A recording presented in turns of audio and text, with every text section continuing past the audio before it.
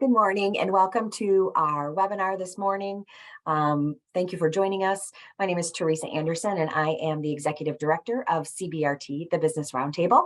And today we would like to introduce a wonderful speaker that's going to be talking to us about the latest on stress information and research and what we can do about that in our business lives. First, we'd like to just welcome you all with an opening prayer. Dear God, thank you for being with us today. Watch over us and help this presentation benefit ourselves, our businesses, and our families and our communities. We ask you to be with all of us who are watching this today and those who may watch it in the future. In God's name we pray. Amen.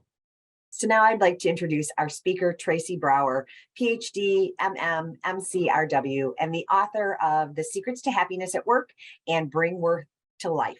Dr. Tracy Brower is a PhD sociologist studying work-life fulfillment and happiness. She is the author of The Secrets to Happiness at Work and Bring Work to Life. She is the Vice President of Workplace Insights for Steelcase and a contributor to Forbes.com and Fast Company.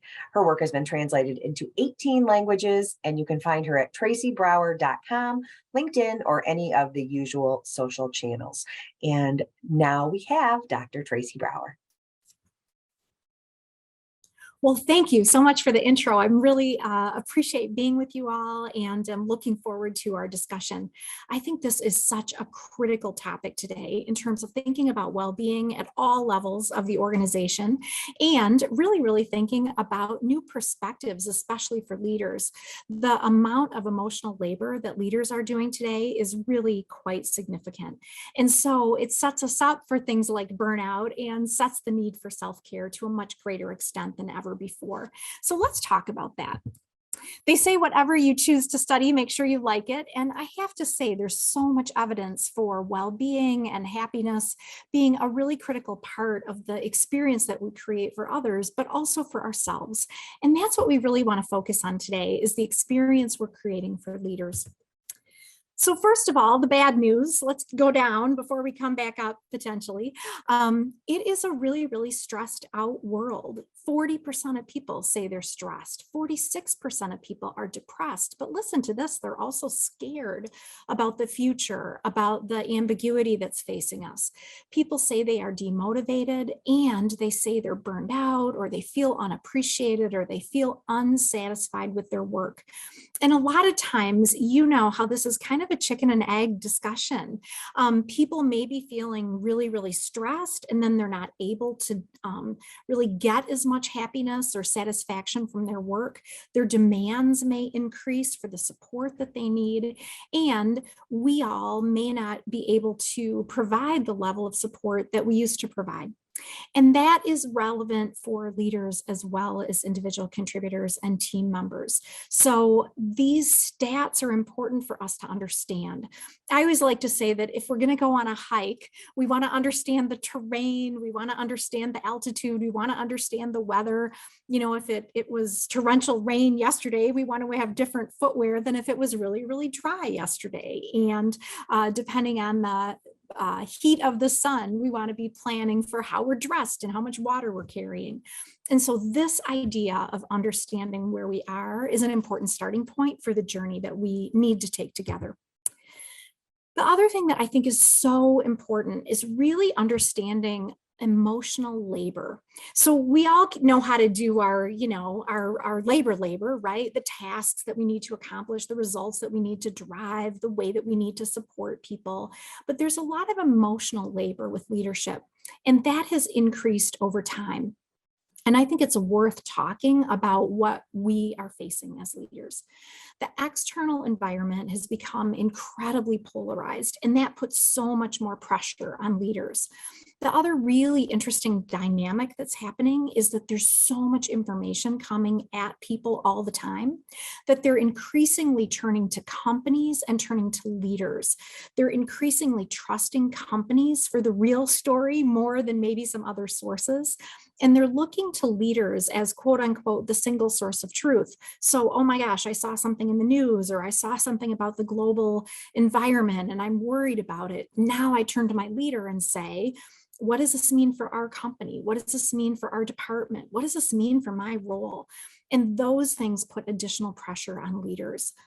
The other thing that puts pressure on leaders is just the deteriorating well-being of the people around us and potentially our own, because we're facing so much. I think the other thing for us to really be aware of is the extent to which work has changed. Like, leadership has to change because work has changed so much. We have such a responsibility to create great work experiences that attract people and retain them, that engage them, that develop them in the midst of engagement scores that are lower than they ever have been, in the midst of talent shortages that we know are going to go on, in the midst of competitive markets, which are increasingly challenging and competitive. So leaders have a lot of work to do, and it's not just the tasky stuff. It's the relationships, it's the credibility that we're generating, it's the support we're providing, and it's the emotional labor that goes on with that. I think too, it's interesting to think about dynamic tensions.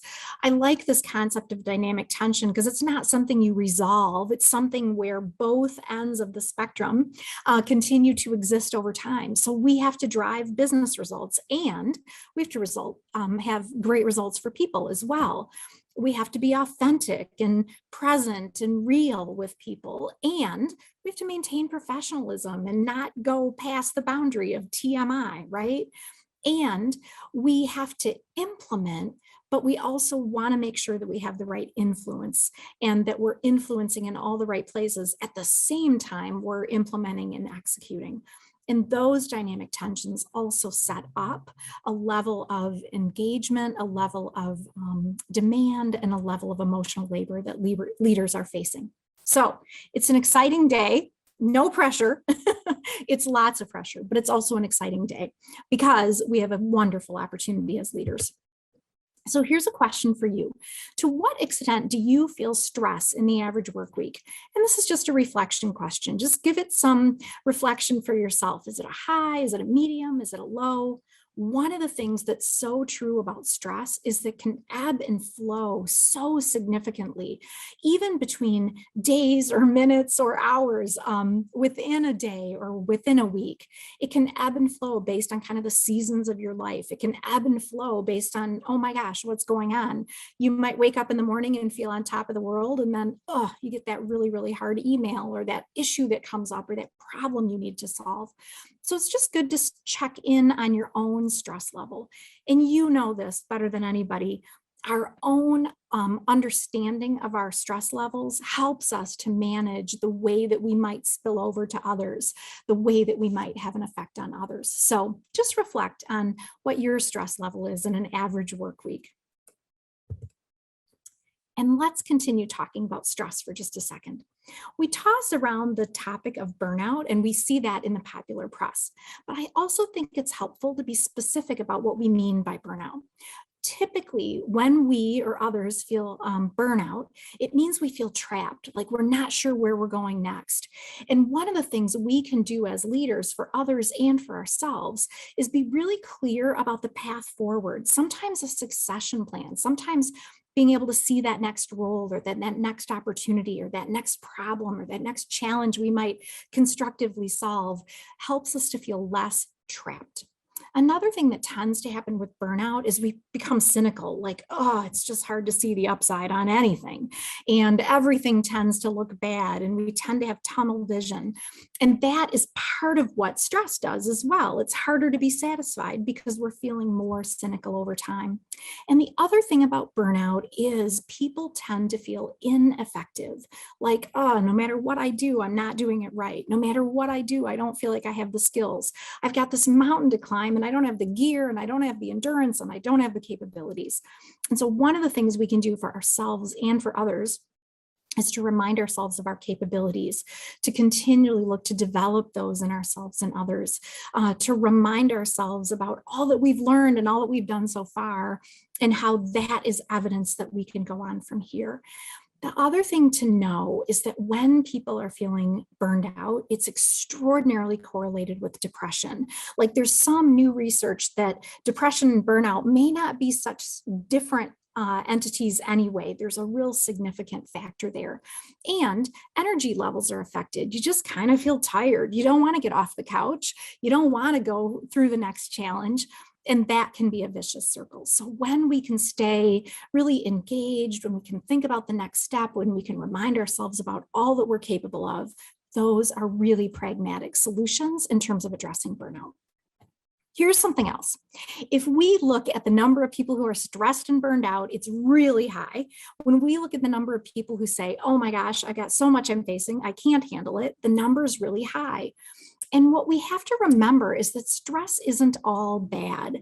I worry sometimes that we talk about stress as all bad all the time in the popular press.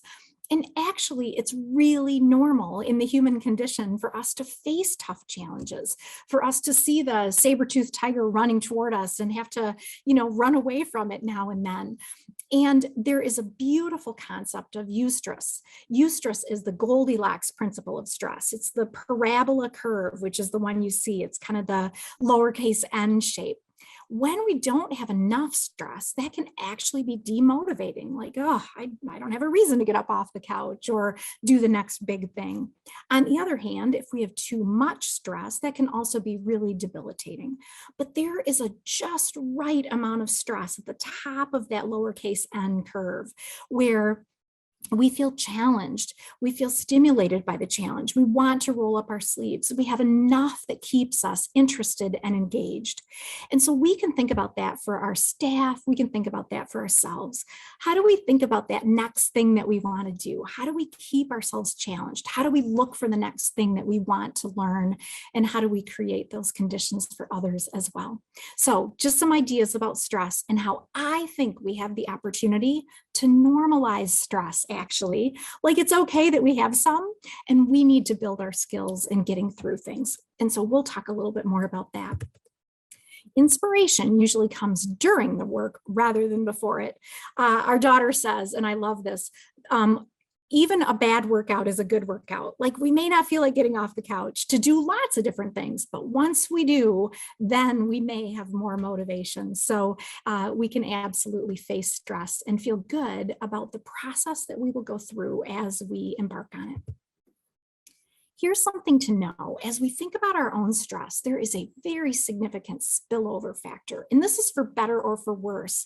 In my work for my PhD, I did some deep analysis of spillover, and the General Social Survey has been conducted since about the 70s. It's a long time.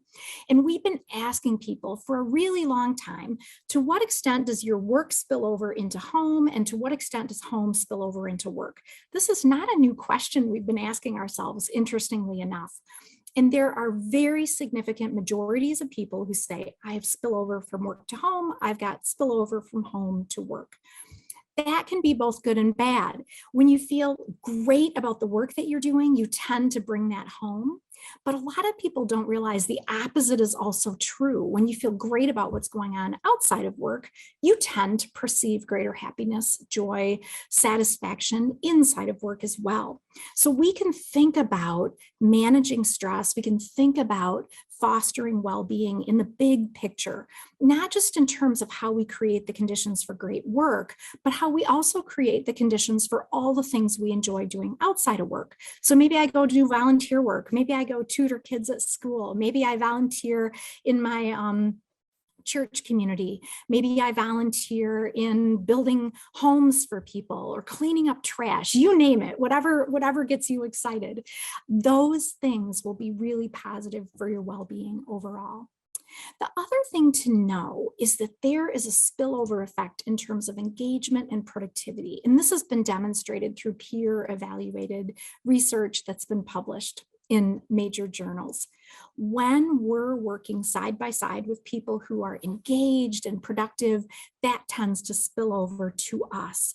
So there is real benefit in proximity, and there's real benefit in being intentional about kind of who we're spending time with, and being intentional about the engagement that we bring, because it will have an influence on other people.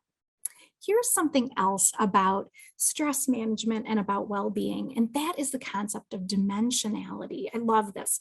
I've been giving deep thought to how central work should be to our identity. And work is absolutely a healthy part of identity, but it's one part of identity. We can become over-identified with our work, and we call that workaholism, or we call that obsession. That can be more overwhelming than it should be. However, dimensionality is the idea that we do lots of things that have meaning for us, and we do lots of things that give us a sense of identity. And when there's overlap in those things, that's also a great opportunity as well. So maybe we are, I don't know, we're in our brand comm department of our organization, and we focus on imagery and branding, but we love to take pictures. And so we do that with our families, and that's kind of our gift to our families, that we're taking pictures. And we do some volunteer work where we're taking pictures for the organization that we volunteer with. And so there's dimensionality because there's an image kind of photo theme to all of that. It's really cool when there's that theme that goes along with all of the ways that we're expressing ourselves. We don't have to have that common red thread. Sometimes a big difference can also be helpful. Like, you know, we have a desk job every day, but we climb mountains in our spare time, or we go rock climbing. That degree of dimensionality can also be helpful. But it's useful, I think the overall concept here is the really way that we express meaning, that we express our talents and capabilities in work and in other parts of our life. That is the opportunity for dimensionality. Let's talk a minute about boundaries. It's hard to talk about well-being, and it's hard to talk about stress management and self-care without talking about boundaries. The key here, I think, is that you want to manage your boundaries instead of having them manage you. I think a lot of times we hear in the popular press that we need really good boundaries. And so we think that there's one right answer to managing boundaries. You know, I'm not going to start working until 8, and I'm at 5, I'm going to absolutely finish up, and those are my boundaries, by goodness. But it's actually really helpful if you're intentional about the porosity of your boundaries. If you're intentional about, gosh, when you might want to start early, or when you want to burn some midnight oil because it's a really big project or it's a problem that you're solving, or when you want to knock off a little bit early because you want to go to your child or your niece or your nephew or your friend's soccer game, and then you're going to maybe turn back on later, or you're going to take some time off in a week and make it up in terms of getting the results that you need.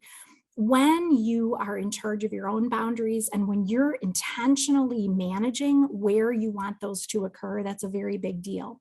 And intentionally managing your boundaries looks like thinking about your priorities and deciding, you know, what's really most important to me and how does that contribute to the choices I'm making? Thinking about your relationships, which of those relationships are most important to you and how will you make choices as a result? And where are you feeling your identity? There's this beautiful example. I was working on my PhD, and I did some interviews with leaders and talked to them about how they feel about kind of the work-life conundrum and the challenges that went along with it. And I'll never forget it. There was this senior most leader within an organization, a Fortune 100 organization. And she said, you know what? I have breakfast with my kids every single morning without fail. I never miss breakfast with my kids because that is when I feel most like a mom. And I just thought that was a really great story. Like with all the other things, she was really clear that that particular thing had importance for her, had unique meaning for her.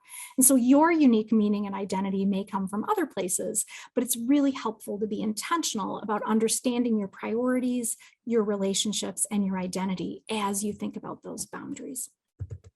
So here's a question for you. To what extent do you prefer firm versus porous boundaries? Maybe you prefer bright lines. Oh my gosh, I'm gonna stop working at this point and I'm not turning on until the next work day. That's totally cool. Maybe you prefer more porous boundaries. Maybe you never thought about it before. So just give that a minute of your own thought. I love this example. Someone said in a chat, we were talking about this question of boundaries, and he said, you know, it depends on the person. For some people, my boundaries are very firm. For others, they're much more porous. And so your strength of relationship may drive as well your flexibility and the choices that you're making about your boundaries. All right, you all, let's talk about self-care. This is a topic that worries me a little bit because sometimes I think, again, the popular press can take us down certain paths that may not be as helpful. Self-care can actually be damaging in some ways. Like if we hear that there's one right answer to self-care, that is not so helpful. Like you have to make time to take a walk a half hour every single day, or you're not doing self-care. That can actually be damaging if you don't have time that day. And then if you feel judged for not necessarily doing that particular thing. We can believe that self-care is something we have to add to a long list of to-do items, and then it just feels like more to do rather than feeling like relieving the pressure. The other problem with self-care is depending on what someone's prescribing for you, it may only address the symptoms. And life ebbs and flows. I think this is another piece to remember, not just that stress can be both good and bad, but also that there may be periods in life where we feel completely overwhelmed. And then there will be periods in life where not so much. And it's helpful for us to remind ourselves that life stage will shift and we'll have this macro ebb and flow as well.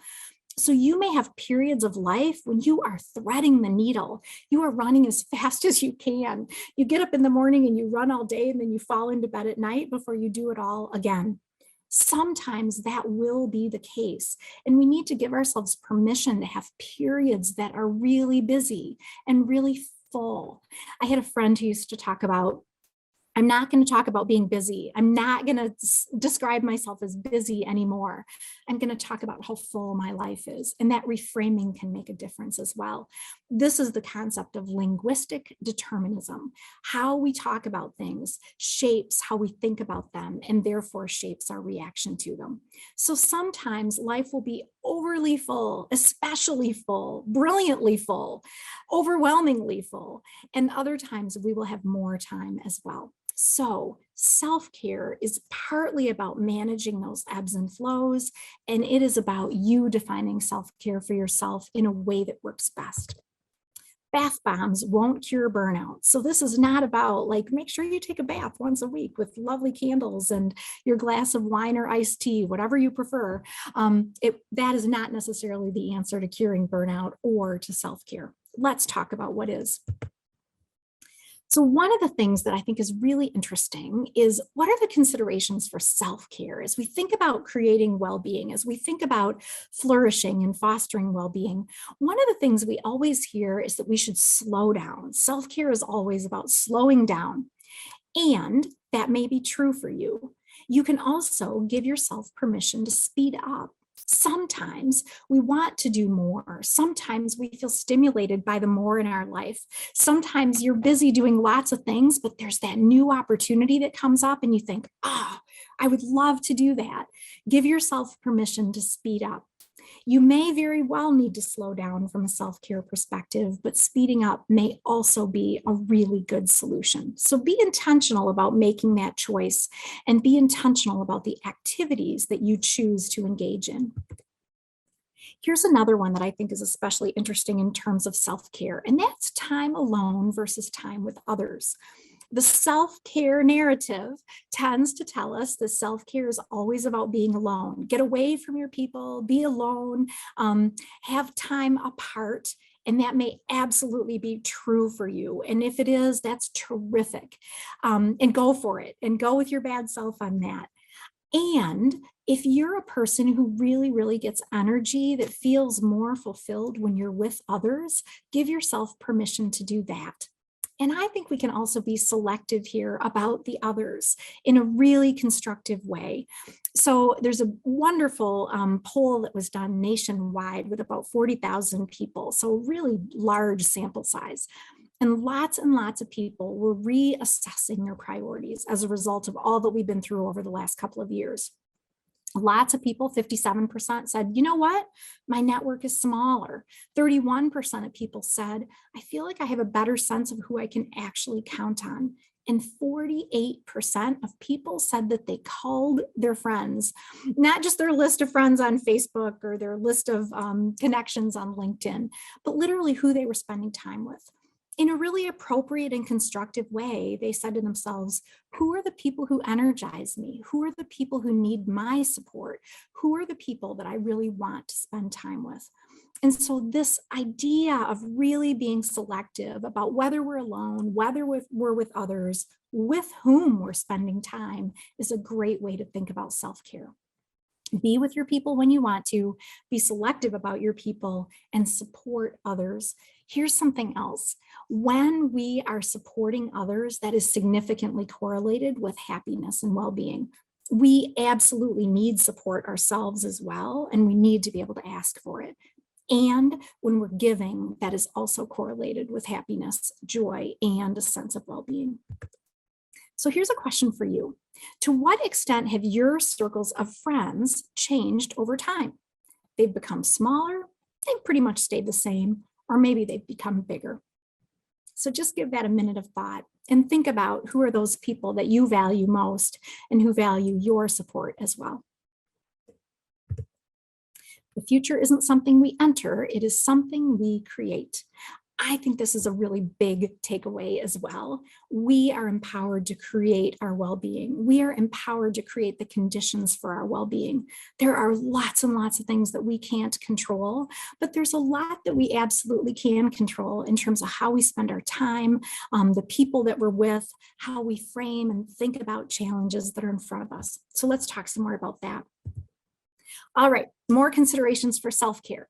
This is the idea of saying no versus saying yes. I love this one. This is the narrative. Say no, and after that, say no again, because no is the thing that will keep you safe from all the people that are trying to get something from you. That may very well be true for you. And so when you're saying no and being planful about your no's, feel good about that. That's terrific. And give yourself permission to say yes. Sometimes I think we don't focus enough on the yeses that we say in terms of self-care. So when you say yes to something that you're excited about, that can be a source of self-care. When you say yes to one more thing, but it's absolutely something that you're doing and you're building relationships in the process, that's a big deal.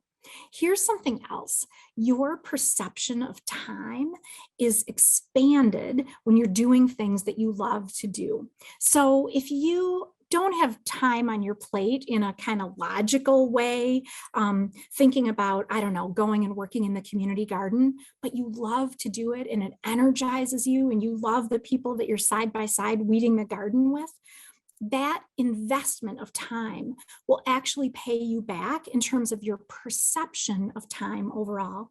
So I like this idea that time can be kind of elastic. It gives me almost more of a sense of control over my calendar when I look at how booked all of my days are. When you say yes to things that stimulate you, interest you, and are rewarding and fulfilling for you, that is absolutely a source of self-care. So say yes when you want to say yes. Feel free to do that. And say your healthy no's, of course, as well. Another thing to think about from a self-care perspective is the idea of perfection versus excellence. A lot of times we feel like we need to be perfect. We don't necessarily focus on the process as much as we focus on the outcome of perfection, but we know that the process is a really important part of it. There is absolutely a link between perfectionism and depression or burnout or anxiety.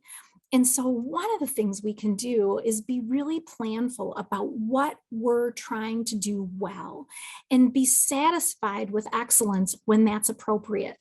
I did this article on perfectionism and a lot of people pushed back and said, I'm not sure I'm really on board with this.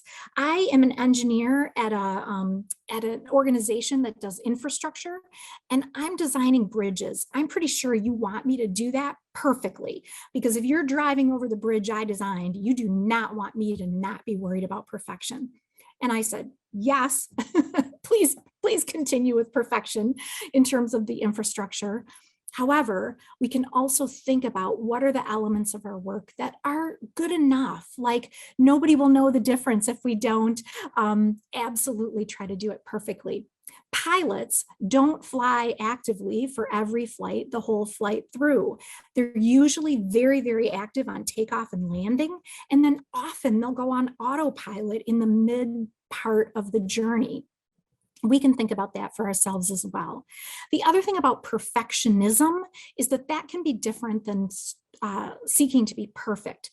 A lot of times perfectionism is that overwork, it's that obsessiveness, it's that negative energy that we can put beyond the point that we need to. So a self-care element is to be really focused on excellence, doing our best, bringing our best every day. And here's something else. We can resist comparisons. There's a wonderful quote that says, comparison is the thief of joy.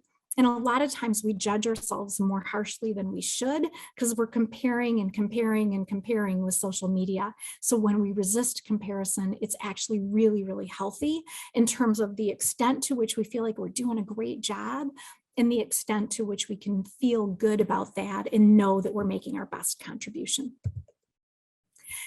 And another consideration for self-care is investing in things versus investing in experiences. We tend to have a fairly materialistic society. This is not news to you. We get lots and lots and lots of ads for the next cool thing that we should buy, the next cool thing that we should acquire, the next cool thing that we certainly need. And actually, you will be more happy, you will experience more joy if you invest in experiences more than you invest in things. There are a couple of reasons for that. You might buy the new couch, the new car, the new, you name it, the new thing. And that may make you happy for a period of time. But what experiences tend to do is they tend to stick with you in your memory. So they tend to be a better investment. And the other thing about experiences is that we're often experiencing those with other people. And that connection that comes is also part of self-care. We talked about investing in your people and choosing your people, choosing time with your people. So if you have some investment to make, you might err on the side of experiences over things, and that will contribute to self-care. I also really like the idea of an empty bucket. We tend to make bucket lists and we have our 100 things we want to do in our life, right? But that too can be full of pressure. And when we're thinking about the next thing, we may not be as focused on the present and appreciating what we're doing in the moment. So you can make an empty bucket list. What are the things that you aren't going to worry about doing? And what's the limited set of experiences that you're going to focus on, which you believe will be the best investments of your time? All right. So those are our 5 ideas about self-care. Those are some of the counterintuitive ideas about self-care. And here are some other things that you can do from a self-care perspective that are tried and true, and also some new. So this is your bonus perspective on well-being. The first is religious experience, especially related to prayer, especially related to the social activities of religion. People who are more involved in those kinds of activities tend to report a greater level of well-being. Another thing that is extraordinarily not popular, but compelling and absolutely something that has a very big payoff is exercise. When we exercise, we have lots and lots of good things that happen. You know this, right? It's the endorphins, it's all of the time that we get to spend doing the thing. And there's a beautiful book called Spark, which talks about exercise. One of the things that exercise does that contributes to our happiness and well-being is it pushes us. And when we are pushed, when we're challenged in a good way, this is back to that eustress idea, that tends to contribute to our happiness and well-being. So not only are you getting a great cardio workout or a workout for your muscles, you are also contributing to your happiness and well-being in other ways that have to do with your neurology and with your sense of emotional well-being as well. Another thing you can do to contribute to your well-being is to spend time in nature. This is so well researched and so misunderstood. But when we spend more time in nature, we tend to have an experience of awe a lot of times, not always, but many times. And an experience of awe can be very, very meaningful in terms of our well-being. When we have an experience of awe, that is feeling like we're around something really, really big and grand, and we feel small in relationship to it. And ironically, that gives us a sense of well-being. When we have experiences of awe, we tend to have less blood flow to the part of our brain that is vigilant, that is thinking about watching out around us, that is thinking about how we're being perceived. And so feelings of awe help us to have a greater level of well-being because they give us a sense of perspective and because they tend to reduce that sense of vigilance. Naps are a great idea. There's actually evidence for this. So if you love to take naps, continue doing that. Gratitude is a very big deal. When we feel more grateful for all the things, in addition to people and experiences and capabilities and belief systems, those absolutely contribute to our happiness and to our sense of well-being. And this one's new, you may have heard about this, but taking cold showers, as terrible as that sounds, has actually been proven to support your vascular system and to do very good things in terms of your brown adipose tissue. So give some thought to cold exposure, whether that's a cold shower or, I don't know, maybe you're gonna go without your jacket on a cold day. Those kinds of things are interesting to watch. The new research on how our physical well-being translates and is related to our emotional well-being. So this is your bonus list in terms of how you can do self-care, how you can reduce burnout, how you can foster your well-being. So here's a question for you. What are you grateful for? Even if you don't have time to think about it in detail now, when you think about this intentionally in the morning, in the evening, throughout your day, you absolutely contribute to your well-being overall. So here are some tangible takeaways. You can relieve the pressure as you're thinking about fostering well-being. Relieve the pressure on yourself. Know that there are multiple right answers. If you want to say yes more often instead of only saying no, as an example, do that. Make sure that you relieve the pressure and you are intentional about the self-care that works for you based on your own preferences, based on your priorities, based on the relationships that you value, based on where you get a healthy sense of identity. Also, empower yourself. Know that you don't have to wait for all the conditions to be just right in order to have a sense of well-being. Even when you're facing extraordinary pressure, extraordinary demands, extraordinary expectations, you can make choices that will affect your well-being. And I think we can empower others as well. We can do that through reminding them of their capabilities. We can do that through reminding them about their own empowerment. In addition, the number one way that people learn is through watching other people, listening to other people, experiencing other people. So you have tremendous influence because you're a leader. You also have tremendous influence because you're a human and we learn from each other. And so how you show up, how you manage yourself, how you make choices, even tiny, tiny choices that contribute to your own well-being will be empowering to others because they're a model for other people. So these are the kinds of things that we can take away in terms of fostering well-being. And this is our moment for a bright future. We absolutely can do some wonderful things from here. When we face stress, when we face challenge, when we face difficulty, we can learn about our own capabilities. We can be reminded of who we can count on. We can be reminded of our priorities and what is most important to us. And those help create a wonderful runway toward a brilliant future. So I know we want to share just a little bit as well about our faith journeys. And so I promised to share just a little bit about mine. I think about a few different points where I made choices about faith. And one was when my now husband and I were engaged, we were going to church together and we were hearing this amazing minister regularly talking about belief systems, talking about systems of interacting with each other, talking about values and what was most important to us. And that gave me faith to begin. We were beginning our lives together. It was in college, and that's when you're sort of pushing around, you're pushing your boundaries, and you're thinking about what really is important to you. And so that was a moment of choice for me and a faith to begin our lives together, but also a moment to begin a life in faith. Another moment for me that was really important in my journey was faith to continue. I worked for a short period of time, a couple of years at an organization, and it was really, really toxic. It was really, really hard. It was a very difficult period. And you can kind of make a list of all the things that would be difficult in a work experience. And I think all those boxes were checked. And I was away from my family a ton. And so I didn't feel like I had the same support network. They were very supportive, but oh my gosh, I was sitting in a hotel room miles away. And so it just wasn't the same as taking a walk with the family in the evenings. And that required a tremendous amount of faith to continue, faith that I would get through, faith that I could balance trying to be optimistic and find my way through. At the same time, I was deciding I need to make some changes. So that faith to continue was an important part of the journey.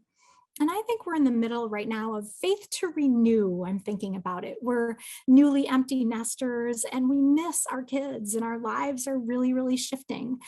We love each other tremendously. And so we're into kind of this next stage of life together.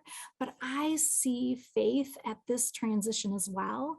Faith to renew, faith to remind ourselves of all the great places our children will go. Faith to be clear about the future that we will share together and how relationships shift over time, but can also be built over time. So for me, faith has been a really, really important part of lots and lots of the journey through life. And those 3 points, beginning, continuing, and renewing, have been especially important. So thanks for listening to that, a little bit about the journey. So thank you. I would love to continue the conversation with you all. Would love to hear what you're thinking about well-being. This is just what I'm thinking about. And so you may be thinking about it differently. And so I'd love to hear from you. So thank you for the time. I really appreciate it. Have a great day. Have a day filled with well-being. Thank you, Tracy, for sharing that message and for sharing your testimony. At this time, we'd like to give you the opportunity to accept Christ into your life if you've not done that in the past. We'd also like to give you the opportunity to recommit your life to the Lord if this is something that's on your heart today. After hearing Tracy's testimony, if this is a time that you realize that you've never made a decision for Christ yourself, if you've never actually asked him to come and live in your heart, we'd like to make that opportunity available for you today. Join me in the salvation prayer. Lord, I recognize my need for you as my Savior. I confess my sins to you now, and I turn from them, and I ask for your forgiveness, Lord. I believe in you, Lord Jesus, that you died for me, that I might have eternal life with you in heaven. Lord Jesus, I receive you now in my heart, and I thank you for forgiving me. I thank you that you love me. I thank you that you receive me into your kingdom. I believe in my heart that you are my Lord, and that God raised you from the dead, that I might be saved and spend eternity with you. I thank you, Lord, that I am now part of God's family, and I commit my life to you from this day forward. Amen. If you prayed that prayer with us today, we ask that you just let us know that you made a first-time commitment to the Lord, or if you maybe made a recommitment to dedicate your life to the Lord. Please let us know that in the survey at the end of this webinar. We'd also like to make sure that you're aware that we have monthly roundtables that meet small groups throughout Michigan and the United States, including virtual meetings. Those details are on our website at www.thebusinessrt.org. You can see more information there. You can see the details on your screen for our next event. Registration details are also on our website, and ticketing and also additional upcoming webinar information is there. Donations are always welcome. CBRT is a nonprofit 501c3, and we are 100% sponsored and supported by our donors and sponsors. Giving options are on your screen. Please share your feedback by completing the survey at the end of this webinar as you exit. We really appreciate your feedback. And if you made a new decision for Christ today, we would ask that you let us know about that in the survey as well. Thank you so much for being with us and have a blessed day.